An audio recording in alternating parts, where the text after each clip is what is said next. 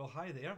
It's already been a year since we were last together, and it really is heartbreaking that I'm not in person with you right now and that Jamie's not with me in Virginia Beach with you. That would be our number one option if we could do this. But this is how we can give you an update right now in the last 12 months. And so we want to make the most of it as best we can. I wanted to start with just like where we were last year when we were all together.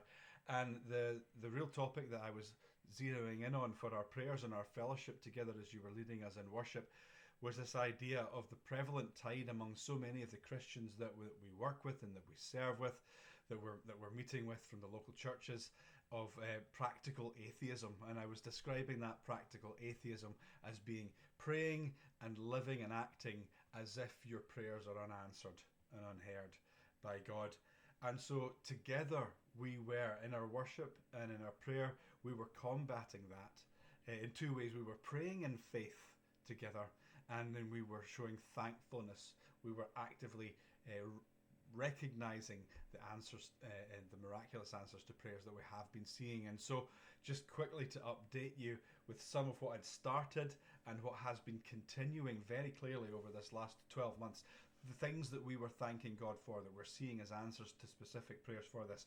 Provision of new venues, where old venues were bursting at the seams with young people, and we needed new venues, bigger venues, God providing them, and them now being bursting at the seams again with young people coming in and hearing the gospel for the first time.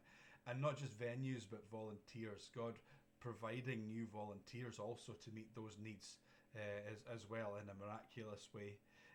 God has been providing young people who, from nowhere, have suddenly had a desire where they must read the Bible.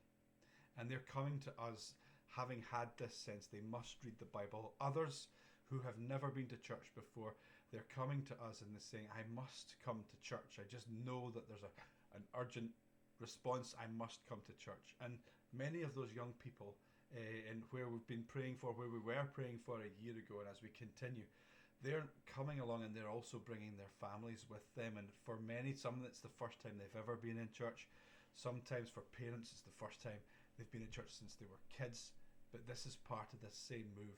Young people bringing their families, and also as they're coming to faith, they're also witnessing to their friends and inviting their friends along with them to the clubs where they're hearing the gospel, and their friends are now being saved as well. And a massive miracle of God is that these new young people from no faith background at all are coming to faith right now, and we really choose to celebrate that as well. And then we were choosing prophetically to pray into what was going to be happening over the next 12 months from those things, using them as our inspiration. And we were seeing this new wave of an impact of funders within Scotland having the faith to believe for the first time that they would give in a significant way towards the ministry in Boroughmuir, the ministry that you have been part of. And as this was the first time I was saying I'd ever come to the States where I had giving that was at a level where I could go to the States and look for match funding from the States for what had already been given in Scotland. And prophetically, we saw that as a sea change. We saw that as a turn in the faith level rising in and around Edinburgh. And we thank God for that. And we also thank God in faith for Jamie. We'd hired him, he'd been interviewed, but he hadn't started yet. He was finishing off his college course, and he was finishing off his coursework at that time while I was over with you. And we were asking God that just as he'd provided Jamie, that he was also going to provide for key things that we needed to raise up. We needed to raise up committee members. We needed to raise up church partners, so that then we had volunteers, volunteer leaders and hosts, and all the things that make ministry possible in an area where it needed to take root and grow and develop the way that we've been praying for it to do. So as I introduce Jamie to you right now, here are three questions I thought you might want to hear the answers to, just based on what we've already been talking about. One is, what has it been like for you to see this new urgency to go deeper with the Boroughmuir boys, and to see that happening in the hub venue? Number two, what has it been like seeing God allowing doors to open to let you go wider to a whole new school with a toasty lunch thing and the things that are happening there.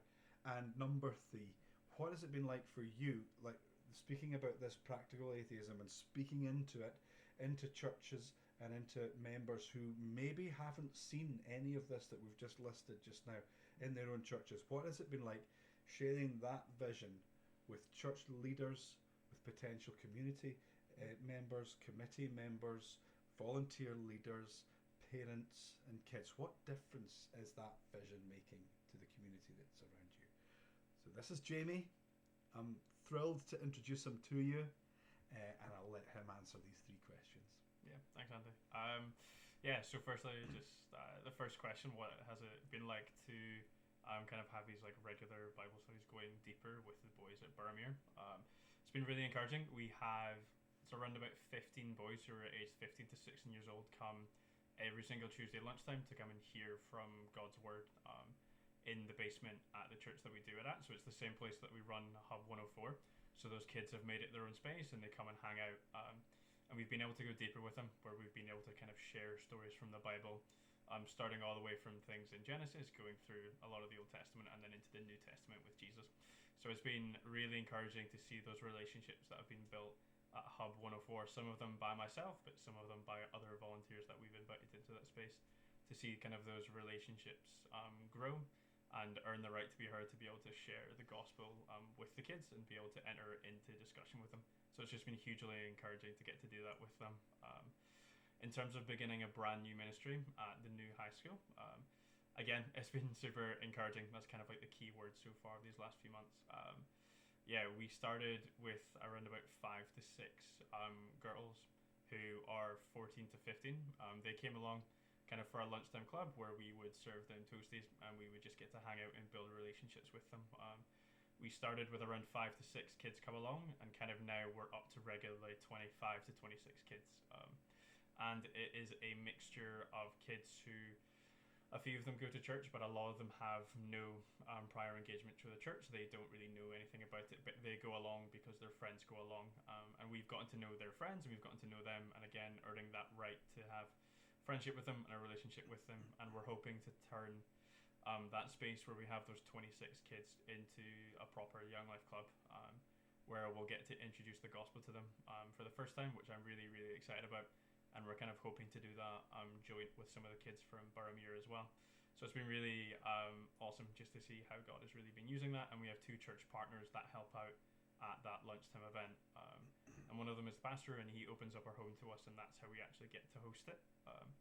And in terms of kind of sharing the vision of Young Life and the vision of what we're doing with kind of the wider area in Edinburgh, again, it's been really wonderful. We have 11 church partners at the moment who kind of see what we do, and they're kind of understanding the vision. I've been meeting with different members of the churches for coffees and for lunches, and just getting the chance to talk about what I do and talk about what Young Life does and what God has really been doing in the West Edinburgh community. And everybody is really encouraged by what I'm saying, and they really believe in what we're doing. A lot of the churches, they have youth groups, but a lot of them are quite small. They have maybe around 5 to 6 kids come each week, and these are kids who typically go because their parents or because their grandparents or some family member goes along to that church, so they send along their youth. And kind of what the churches are seeing, that they need, that there's this need for outreach to be done. There's this need for kids who are outside of the church community, outside of the church family, to be invited and welcomed into. And this is what Young Life gets to do. We get to invite them into that family, so they really see the need for what we're doing. They're really getting behind us. They're sending along volunteers. We've got around about 5 new volunteers who are all kind of doing different things with West Edinburgh and what we're doing with the mission.